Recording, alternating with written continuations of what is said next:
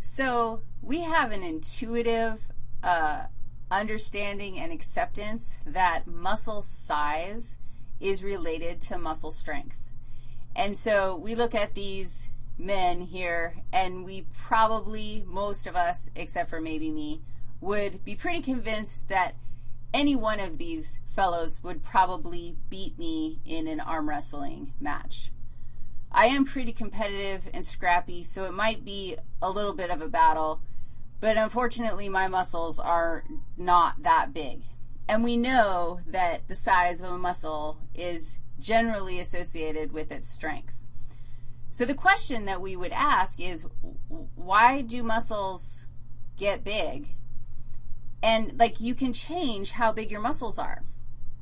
And if I were a chilling human who didn't know anything, I'd probably go, dude, you just make more cells. Make more myofibers, and that will bulk up your muscles so that someday I could look like that. So guess what? That's not true. When you are born out of your awesome mama's belly, you have all the myofibers that you're ever going to have.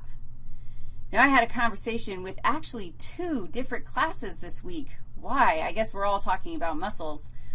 Regarding my small 10-year-old son, and I made the assertion that my small 10-year-old son will never be a buff stud. Like, it just isn't going to happen. And my students were like, dude, you're the meanest mom on the planet. How can you say stuff like that? That's terrible. And I was like, I'm not being mean. Like, it's the way it is. And when we look at muscle anatomy, we realize that, yeah, there are some people who are born with more muscle fibers than other people. So if one human cannot grow more muscle cells in their muscle, but obviously, holy crud, we can grow our muscles to be bigger, and even my little slime who can't ever look like that without some chemical assistance, which we all know we'll try to avoid, even he can make his little muscles bigger if he works them out. So how do they get bigger? Well, let's go figure that out.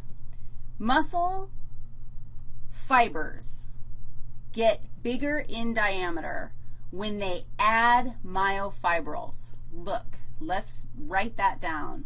Right here. To increase muscle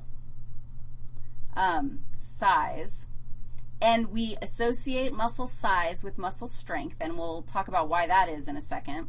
To increase muscle size, we increase myofibrils. Myofibrils. Do I do that every time I write the word myofibril? This is a myofibril. Here's another one. Here's another one. And those are the protein bundles that are found inside a cell. Remember my little analogy here of spaghetti noodles from the last lecture, whatever I'm doing right now, nobody knows. Remember how the organization of my thick and thin filaments gives me this stripy look. Each one of these pieces of spaghetti that I have colored on, that was such a fun activity, each one of them is a bundle of myofilaments. So this is one myofibril. And do you agree that if I take this myofibril and I add another myofibril, look, I got another one. Look what just happened to my diameter of my muscle. It got huge. How'd that happen?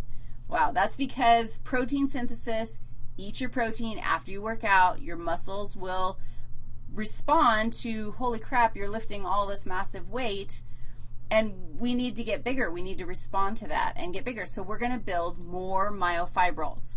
Now, if you think about it, myofibrils are just proteins, myofilaments, so we're adding more myofilaments as well. But are we adding more muscle cells? No. The next question that I want you to think about is, okay, awesome, we added more myofibrils. It made our cell, our muscle organ bigger, but why does that why is that associated with more strength? How is it possible that more myofibrils mean more strength? Well, to get there, we need to remind ourselves about how the myofilaments are overlapping each other and how they're actually set up inside the myofibril.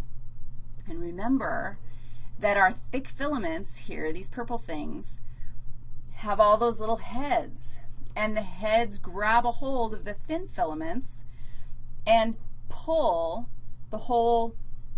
the Z lines in my sarcomere, pull the Z lines closer together and shorten the muscle. Now think about this a second.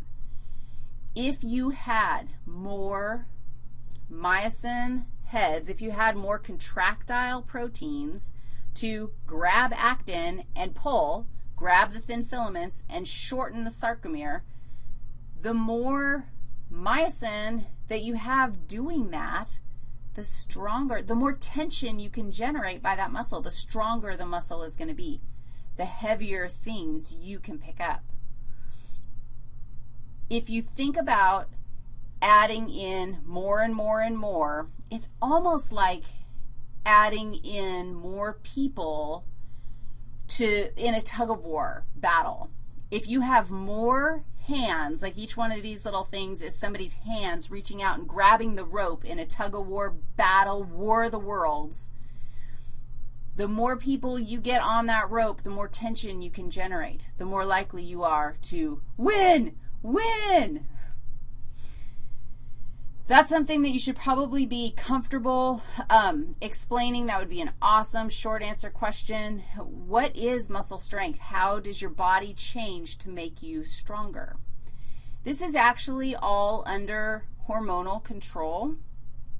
And also there's some mechanical stuff that happens in the muscle itself that feeds back. The muscle tissue can be damaged, and that feeds back and says, whoa, we need more, bigger, stronger myofibrils, so let's just build more of those things.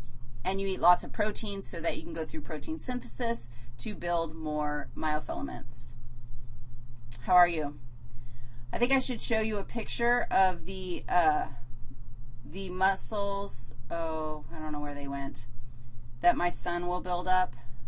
Never mind. They're cubing muscles. Did you know that those exist?